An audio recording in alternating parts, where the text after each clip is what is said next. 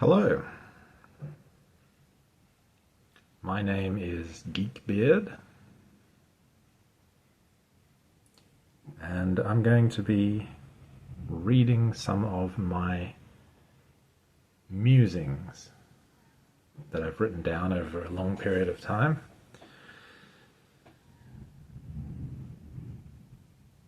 I think you'll find them interesting. I'm going to discuss them extensively and let you into my thought process as much as I can remember, because we're going to be starting from nearly 2 years ago, the beginning of 2022.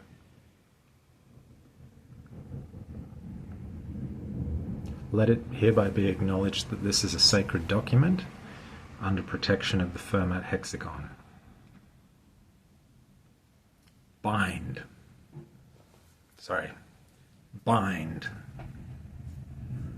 Binding is a very important magical art, and hopefully we can make effective use of it in this channel, and maybe I'll explain at a later date a little bit more about why it's effective and what it achieves. But without further ado, I'm going to start reading some of my musings, and we'll discuss the meaning of them. We will ultimately get into a few different books I've read over the course of writing these musings. Usually while I'm at work, I read and I write.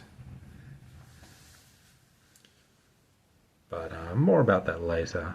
I don't think that's too important just yet. Hopefully I'll be posting these every day, and hopefully the video and audio quality is sufficient. But that's something I'm going to work on as well. Maybe buying a quality microphone if that's what's required. Anyway, let's begin. I don't know the date of this first writing, but the second one says 31st of the 12th, 21. So this one is probably the 29th or the 30th. Probably the 30th of the 12th, 2021. So right at the end of 2021, beginning of 2022, as I promised, nearly 2 years ago now, this is when I really started getting into writing down some of my thoughts and using writing as a way to think, which is a strange thing to say, but it's really quite true. Writing can help you think, and reading your own writing and reprocessing it and coming up with more connections, because you'll remember some of it. It's funny when you read your own writing, it's like it works far more quickly than when you're reading someone else's writing, because you don't know what other people were thinking when they wrote it, whereas you remember some of what you were thinking when you wrote something down, especially if it's quite detailed and specific. So hopefully some of this comes back to me. Yeah, sometimes it can just come back like a sort of, like the thoughts that you were thinking at that time just sort of like instantly come back into your mind, which is a really pleasant feeling when that happens.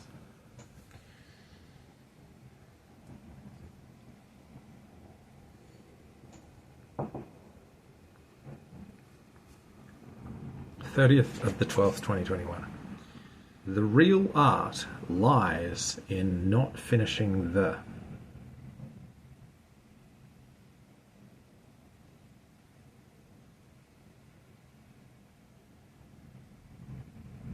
Sure does.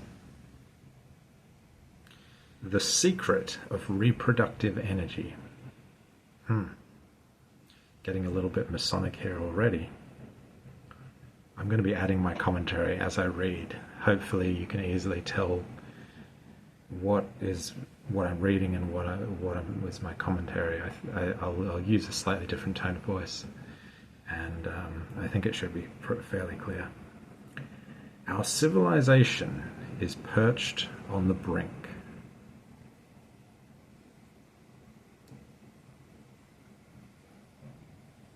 Now I think I'm writing a story here. This is sort of a bit of a brainstorming phase, where I'm kind of using writing to try to get ideas flowing.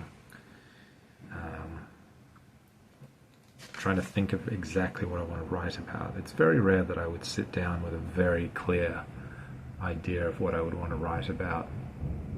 Maybe a clear kind of thrust of what you want to write about, but the actual story line is something that, for me at least, has to gradually emerge.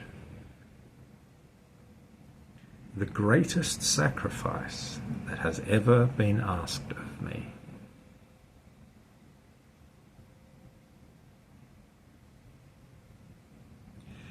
He was the embodiment of binarity. Not a word, obviously, but I guess I mean binarity, binary. Is there a word for the state of being binary, or the binariness of something?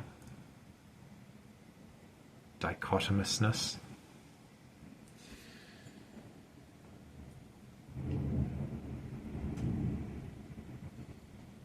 Yes, I am keeping refreshed with a good beer. Nothing wrong with that. He was the embodiment of binarity, so he was a very binary person.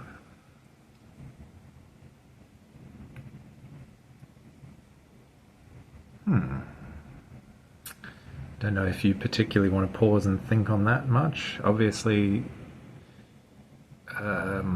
that tends to imply he might be a very masculine person, because masculine versus feminine is one of the foundational binaries that we have. Two sides of the plane on which we reside.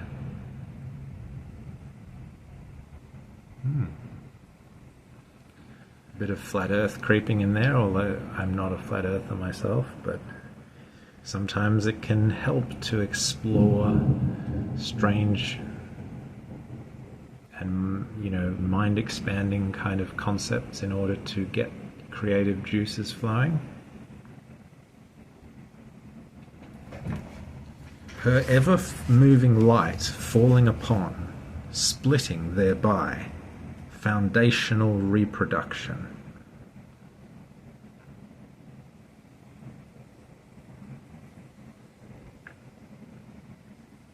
Yeah, well, reproduction is kind of splitting. Splitting of cells.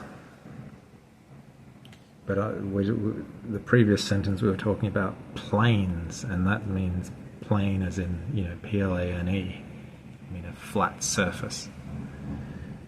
And light, her ever-moving light falls upon the plane, splitting thereby, and this is the foundational reproduction. All to do with light and planes of glass, in some sense, presumably.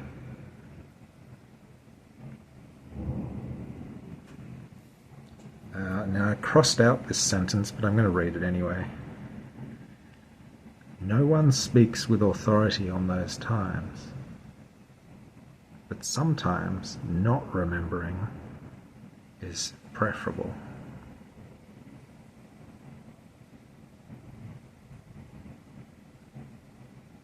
Foundational reproduction, why would you not want to remember that? Why would you not want to remember your origin? This is an origin story, and a story of the creation of the universe, or life perhaps, but certainly some kind of very fundamental creation.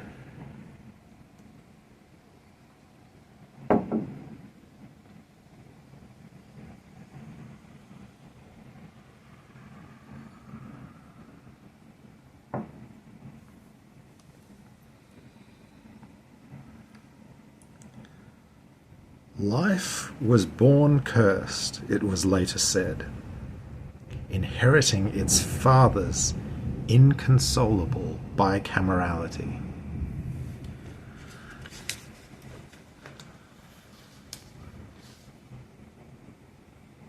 he was the embodiment of binarity, we said several sentences ago. Now it's sort of bicamerality, which means, if you haven't heard the term, it means the split of the brain. The brain is bicameral. It has two halves which perform slightly different functions, and it's a very complex and interesting subject, the bicameral mind. Some people have even suggested we have two brains and we're really two different people in the same body, and there's been experiments on split-brained subjects. Now, people end up with a split brain. Most of us don't have split brains. Well, this is a bit confusing, but most of us have a connection between the two halves called the corpus callosum, I believe, or something very similar to that. And it's a very extensive membrane and extensive connections between the two halves. So they're separate, but they're very connected as well. Now, some people get grand mal seizures and epileptic seizures, and in the past, one of the treatments for that was to cut the corpus callosum, leading to having, truly separate halves of the brain. And the weird thing, well, a lot of weird things were observed about these people.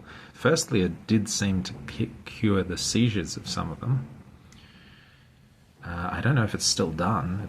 Sounds a bit barbaric in a way, but if you're getting seizures, that might be pretty terrible in its own right.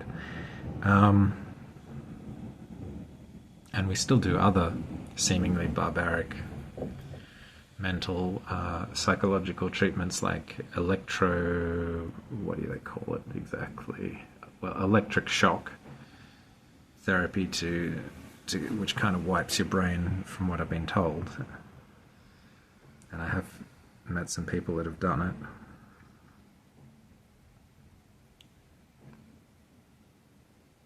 Yeah, there's a specific term for that as well, which I wish I could remember, but I can't. Maybe if you remember, throw out a quick comment on the video so that everybody else isn't left wondering. Life was born cursed, it was later said, inheriting its father's inconsolable bicamerality. So, bicamerality is already emerging as like some fundamental feature of life. Coming from the male, coming from the father. Whereas her ever-moving light is what created foundational reproduction. So the mother is sort of more like just light, which isn't really bicameral, or isn't, but then it isn't really very physical either, so who knows. It's almost like she, the original mother, was something more of a force of nature than a physical being. Makes sense. Haven't got much more to say about bicamerality for now, but I did read a very good book earlier this year, 2023, called The Master and His Emissary, by a guy called Ian McGilchrist, and I do recommend you check him out. He's also done plenty of interviews and things like that, and speeches, and he's very interesting. And the book is very interesting. He also gets kind of bogged down in a lot of philosophy because he has some pet philosophers that he's really obsessed with. I'm not sure I found that to be a particularly necessary part of the book because, well, scrap that for a second. The book is about bicamerality, basically. It's about the left and right hemispheres of the brain and how they differ, and his main thesis being that the left brain has, which is the slightly more analytical, logical brain, and also associated with speech. His thesis basically is that the left brain has come to dominate in Western civilization today, and that has been detrimental, is quite detrimental, and we really need to kind of swing back somewhat to the right brain, and in order to save civilization and to deal with some of the more complex challenges we're going to increasingly face. Not entirely sure I 100% agree with that thesis either. But I was saying he gets bogged down for like 200 to 300 pages in his favourite sort of 19th and 20th century philosophers, none of whom had anything specific to say about the bicamerality of the brain, but he kind of ropes them in and into that, which I didn't really feel was necessary on the scale that he did it. 200 to 300 pages of just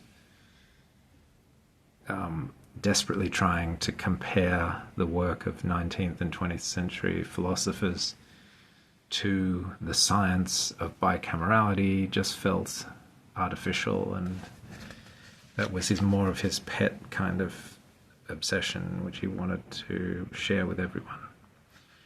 More power to him.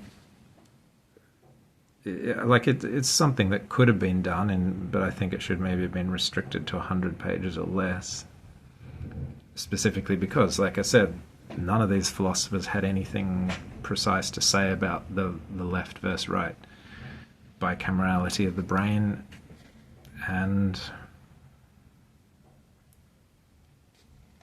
in many on the whole, you wouldn't even expect them to have been at all aware of it. So it seemed pretty forced to me. I didn't enjoy that section of the book, but on the whole I still recommend it. New, fresh-faced, it ventured out into the vastness, piercing its many veils, ever finding more fertile purchase. We're talking about life here, because the previous sentence was, life was born cursed, it was later said, inheriting its father's inconsolable bicamerality. Then, new, fresh-faced, it ventured out into the vastness, piercing its many veils, ever finding more fertile purchase.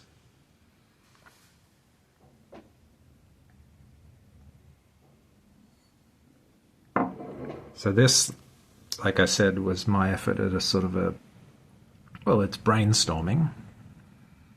There's got to be a better word than that. I don't really like that word.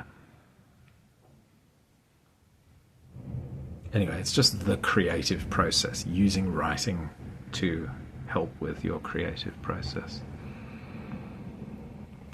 Because once you put things down, you should also go back and read them again to help maintain a context.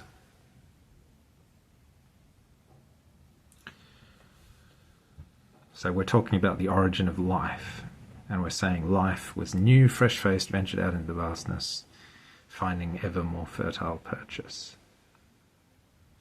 But whispers in the dark lamented the loss of oneness.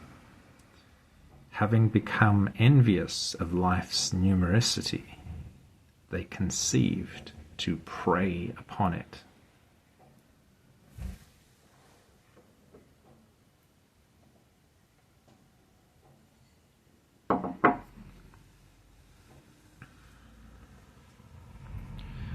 Seems reasonable enough.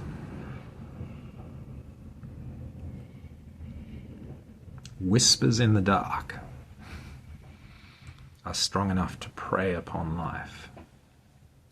I like that kind of mixed metaphor, or whatever it is.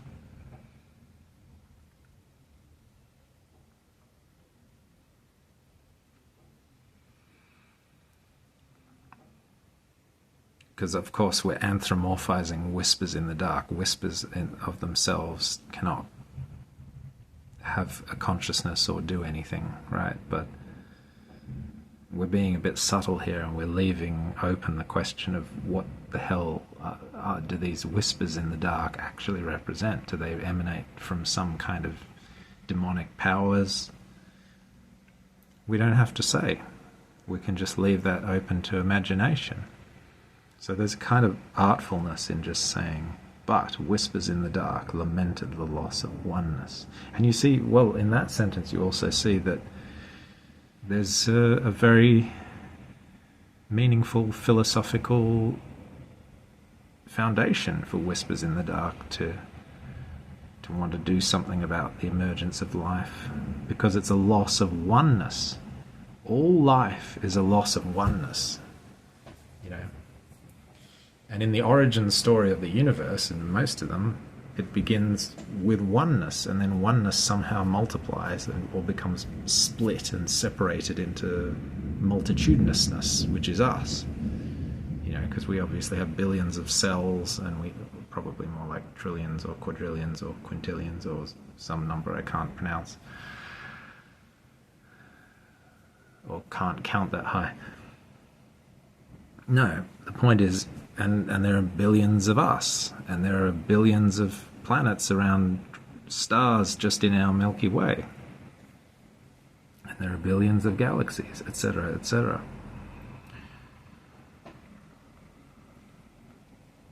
But in a lot of origin stories, there is oneness in the beginning, indeed including the Big Bang Theory. That starts with oneness, that starts with everything compressed into a single point in space.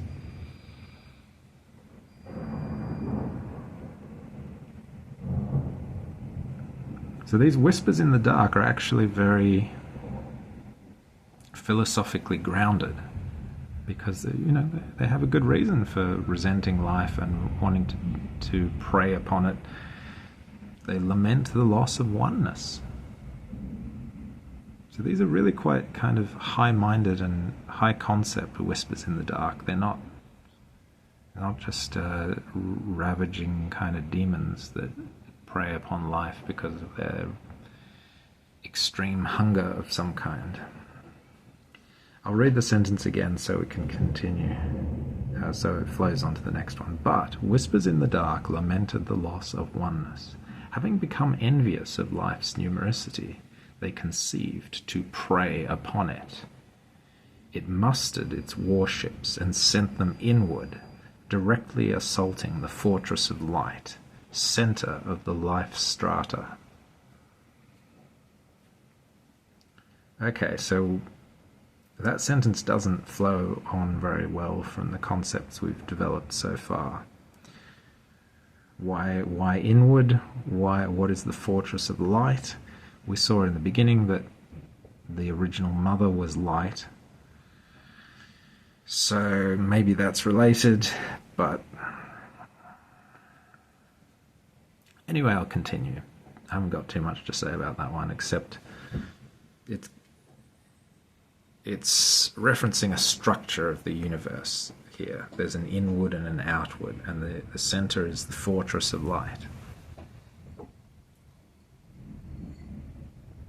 So we're getting somewhere.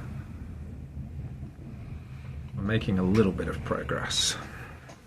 Minarets fell like dominoes as, with brutal efficiency, the enemy pierced and peeled away layers of the defenses.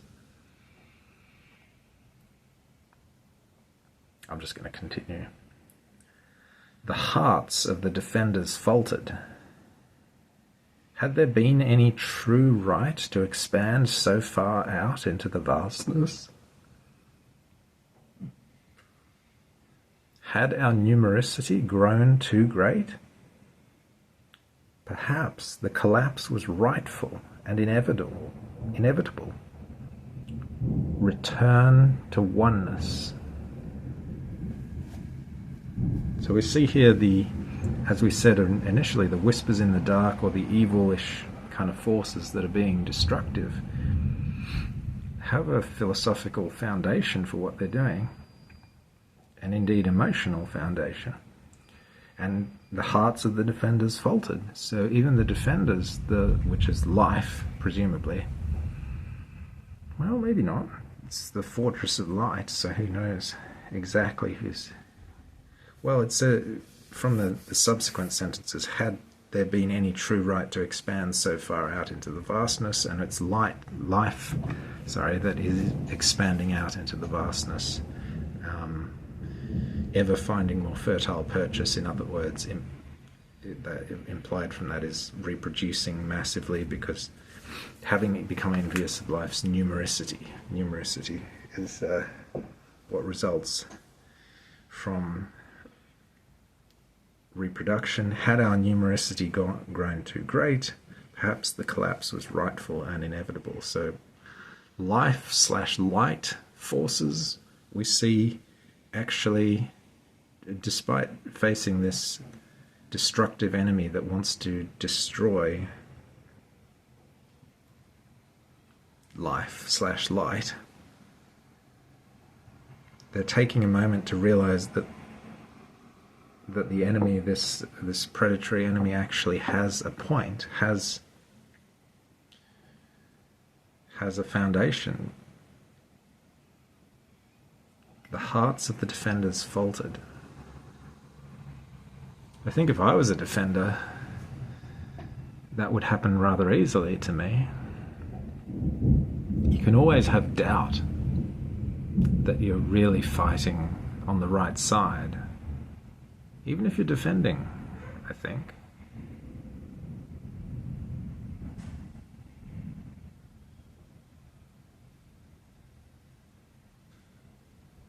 You know, sometimes the strength of the attacker is sort of a justification in its own right.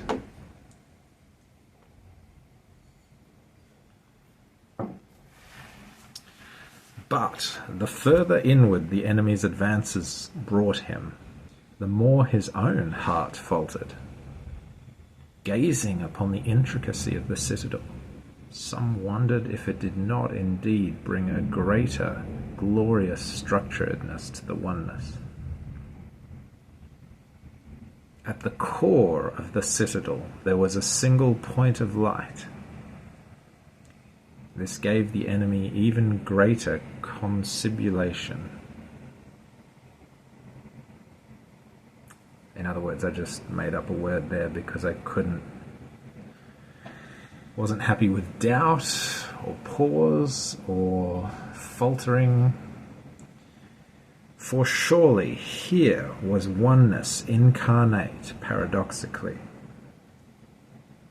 The center of all this growth and constructedness and unbidden numericity, core of the known world.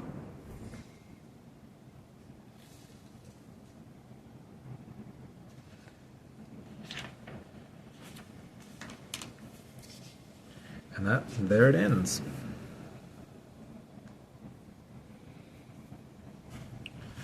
So there was my attempt to render a creation story,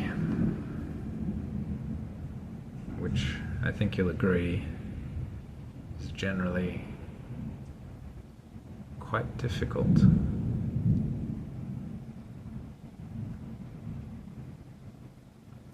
But I think you'll see as I get further into a lot of my writings and musings that the beginning of the universe and possible end of the universe is a pretty irresistible topic to me.